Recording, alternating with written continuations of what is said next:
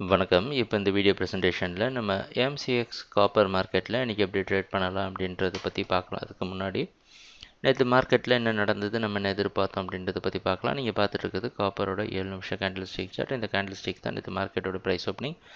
நம்ம என்ன நினச்சிருந்தோம்னா 359 விட்டு கீழே வந்தால் செல் பண்ணலாம், இல்லைன்னா மார்க்கெட் வாட்ச் பண்ணலாம்னு நினச்சிருந்தோம். ப்ரைஸ் ஓப்பன் ஆனதுக்கப்புறம் படிப்படியாக 359 உடச்சி மார்க்கெட் ஓரளவு நல்லா தான் கீழே வந்துட்டு இருந்தது. ஆனால் அது மறுபடியும் போய் 360 ரெசிஸ்டன்ஸ் எடுத்து படிப்படியாக மார்க்கெட் 360 உடச்ச உடனே நல்ல ஒரு பையிங் காரணமாக 365 வரைக்கும் போய் அது பக்கமே க்ளோஸ் ஆகிருக்கு.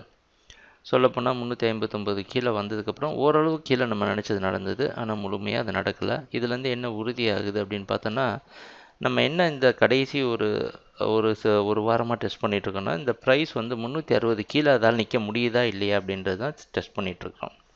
இதுலேருந்து என்ன உறுதி செய்யப்படுது அப்படின்னா, 360 கீழே மறுபடியும் மார்க்கெட் நிற்கிறதுக்கு விருப்பம் இல்லாமல் தான் மார்க்கெட் மறுபடியும் ஒரு பவுன்ஸ் பேக் கொடுக்குது அப்படின்ட்டு. இதெல்லாம் பார்க்குறப்ப மார்க்கெட் பையிங்க்கு சாதகமாக மாறிடுச்சான்னு நினைக்கிற மாதிரி தோணும். ஆனால் அப்படி ஒரு விஷயத்தில் நம்ம பை பண்ண ஆரம்பித்தோம் அப்படின்னா அதுக்கு ட்ரெண்டுக்கு எதிர்மாறாக ட்ரேட் பண்ணுற மாதிரி அமைகிறனால அதையும் நம்மளால் செய்ய முடியாது. அதனால் இன்றைக்கி ஒரு மார்க்கெட் வாட்ச் டே அமையுது.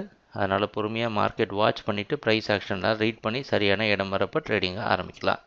ட்ரேடிங் நடக்கிறப்ப பார்ப்போம் என்னென்ன மாற்றங்கள் வருதுன்னு. எங்கள் வீடியோ ப்ரெசன்டேஷனை தொடர்ந்து பார்த்துட்டு இருந்ததுக்கு மிக்க நன்றி, மகிழ்ச்சி, வணக்கம்.